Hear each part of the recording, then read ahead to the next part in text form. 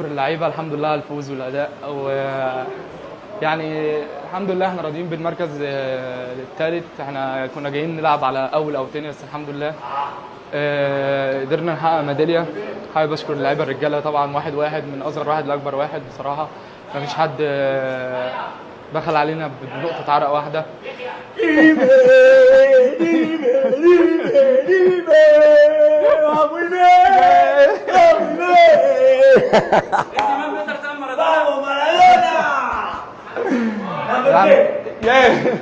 والحمد لله بشكر اللعيبه طبعا، واللعيبه اللي بره طبعا برضو.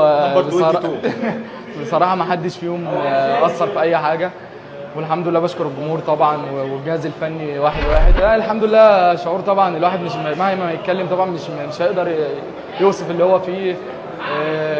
النادي الاهلي دايما بنلعب على بطولات. النادي الاهلي معروف في العالم كله. حابب اشكر اللعيبه تاني وثالث مره. احنا يمكن ما فيش حد اثر في البطوله، والحمد لله، وان شاء الله قدامنا بطوله ثانيه باذن الله هنركز فيها ان شاء الله. كل الجمهور النادي الاهلي لا بشكرهم طبعا على الدعم ده للعيبه كلها طبعا. معانا من اول البطوله. الحمد لله انا بقول لهم طبعا نفرح النهارده ان شاء الله، وان شاء الله نركز في البطوله الجايه باذن الله.